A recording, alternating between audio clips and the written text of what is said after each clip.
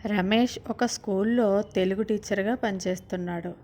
అతను ఒక రచయిత కూడా. అయితే రమేష్ తన ఫ్రెండ్ని కలవడానికని హైదరాబాద్ ట్రైన్లో వెళ్తున్నాడు. ట్రైన్లో ఉన్న వారందరూ హిందీలోనే మాట్లాడుతున్నారు. రమేష్కి ఏమీ తోచడం లేదు. రమేష్కి హిందీ అర్థమవుతుంది కానీ మాట్లాడడం రాదు. అయితే అదే కోచ్లో ఒక ఫిజిక్స్ లెక్చరర్ కనిపించాడు.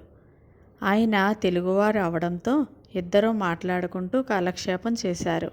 అప్పుడు రమేష్ మాస్టర్తో, మాస్టారు, దెయ్యాలు ఉన్నాయా అని అడిగాడు. అప్పుడు ఫిజిక్స్ లెక్చరరు, అయ్యో ఎందుకు లేవండి, నా చిన్నప్పటి నుండి దెయ్యాల గురించి కథలు కథలుగా విన్నాను. దెయ్యాలు మనలాగే జనాల మధ్య తిరుగుతూ ఉంటాయట, కానీ అందరికీ కనిపించవు అన్నారు ఫిజిక్స్ లెక్చరర్. అప్పుడు రమేష్, ఏంటి మాస్టారు, ఒక లెక్చరర్ అయ్యుండి మీరు కూడా దెయ్యాలు ఉన్నాయని నమ్ముతారా అని అన్నాడు. కాసేపు ఇద్దరి మధ్య దెయ్యాల గురించి పెద్ద ఆర్గ్యుమెంటే జరిగింది. సరే నాకు నిద్ర వస్తుంది, పడుకుంటాను మాస్టారు అని పై బర్త్ ఎక్కి పడుకున్నాడు. కాసేపటికి ట్రైన్లో వాళ్ళందరూ పడుకున్నారు. రమేష్కి మాత్రం నిద్ర పట్టడం లేదు. అర్ధరాత్రి 12 అయింది. అలా నడుచుకుంటూ డోర్ దగ్గరికి వెళ్ళి నిలబడ్డాడు. జేబులో చెయ్యి పెట్టి సిగరెట్ కోసం చూశాడు. తెచ్చుకున్నవన్నీ అయిపోయాయి. ఛ అని తనను తానే తిట్టుకున్నాడు.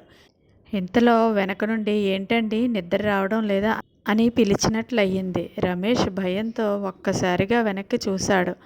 నల్లగా మాసిన బట్టలతో పొడవుగా ఒక వ్యక్తి రమేష్ వెనకాల నిలబడి సిగరెట్ కాలుస్తూ నిలబడ్డాడు. ఏంటండి సిగరెట్ కావాలా అని అడిగాడు. రమేష్కి వెంటనే ప్రాణం లేచి వచ్చినట్లు అయింది. కావాలి అని తడుముకోకుండా అడిగాడు. నా పేరు లక్ష్మణ్ అంటూ సిగరెట్ ఇచ్చాడు. ఏంటి సార్ అంతలా ఆలోచిస్తున్నారు, మీరు రచయిత అని అడిగాడు లక్ష్మణ్. అవును గాని నీకెలా తెలుసు అన్నాడు రమేష్. ఏంటో సార్ నాకు అన్నీ అలా తెలిసిపోతాయి అంతే అన్నాడు. సరే సార్ చాలా టైం అయ్యింది, ఇక మీరు వెళ్ళి పడుకోండి సార్, ఇంకో 2 గంటల్లో ట్రైన్కి యాక్సిడెంట్ అయిపోతుంది. అవునా, నీకెలా తెలుసు అని అడుగుతాడు రమేష్. నీవు మావోయిస్టువా, ట్రైన్ పట్టాలు తప్పించావా అని అడుగుతాడు. అప్పుడు లక్ష్మణ్, అబ్బే లేదు సార్, నాకు అన్నీ అలా తెలిసిపోతాయి అంతే అంటూ లక్ష్మణ్ గట్టిగా నవ్వసాగాడు. రమేష్కి లక్ష్మణ్ మాటలకు కోపం వచ్చి పడుకోవడానికి వెళ్ళిపోయాడు. అప్పుడు లక్ష్మణ్ రమేష్తో, తలకి ఏదైనా గట్టిగా చుట్టుకోండి సార్ అంటూ నవ్వసాగాడు. రమేష్ వెళ్ళి పడుకున్నాడు. 2 గంటల తర్వాత జనాలు గట్టిగా అరుస్తున్న అరుపులు వినబడ్డాయి. రమేష్ తలకి దెబ్బ తగిలింది. నెమ్మదిగా నడుచుకుంటూ ఎలాగోలాగా బయటకు వచ్చాడు. పంట పొలాల మధ్య ట్రైన్ పట్టాలు తప్పి పడిపోయింది. చాలామంది చనిపోయారు. అప్పుడు వెనక నుండి, చెప్పాను కదా సార్, ట్రైన్ పట్టాలు తప్పుతుందని, యాక్సిడెంట్ అవుతుందని. పదండి సార్, ఇక్కడ దగ్గరలో మా ఇల్లు ఉంది, అక్కడ ఫస్ట్ ఎయిడ్ చేసుకుందరు కానీ, ఇక్కడ దగ్గరలో ఒక్క హాస్పిటల్ కూడా లేదు అంటాడు లక్ష్మణ్. ఇక చేసేది ఏమీ లేక రమేష్ లక్ష్మణ్ వెనకాల వెళ్తాడు.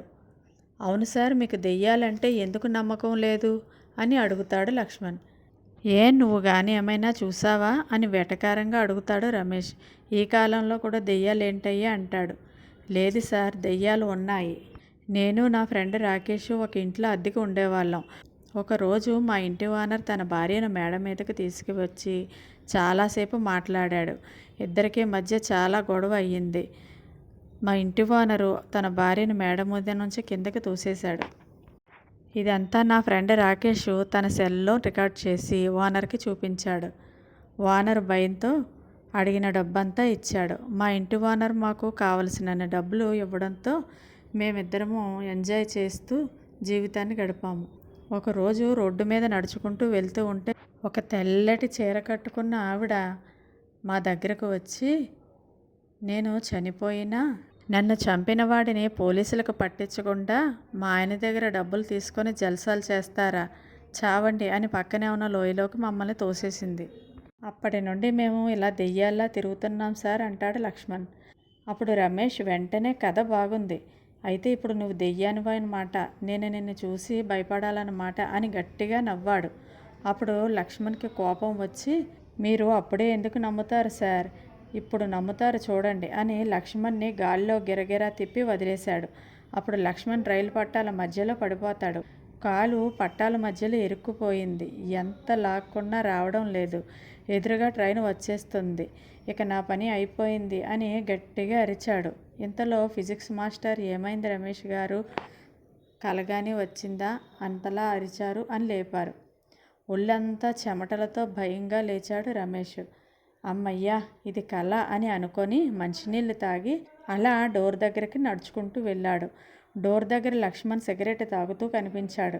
ఏంటి రమేష్ గారు, నిద్ర నుండి లేచారా అని అడిగాడు. రైలు పట్టాల నుండి ఎలా తప్పించుకున్నారు అని అడిగేసరికి రమేష్కి ఏమీ అర్థం కాలేదు. నాకు కలలో వచ్చింది, ఇతనికి ఎలా తెలిసింది అని చూస్తూ ఉన్నాడు. ఇంతలో ఫిజిక్స్ లెక్చరర్ వచ్చి, ఏంటి రమేష్ గారు ఎక్కడున్నారు, ఎవరితో మాట్లాడుతున్నారు అని అడిగారు. ఇంతలో లక్ష్మణ్ ఆత్మ తెల్లటి కాంతితో ఆకాశంలోకి వెళ్ళిపోయింది. అప్పుడు కానీ రమేష్కి అర్థం కాలేదు లక్ష్మణ్ ఒక దెయ్యమని, ఇది కథ కాదు నిజమే అని, నిజంగా దెయ్యాలు ఉన్నాయి అని. అప్పుడు రమేష్ ఏమీ లేదు మాస్టారు అంటూ కంగారు పడుతూ అక్కడి నుంచి వెళ్ళిపోయాడు.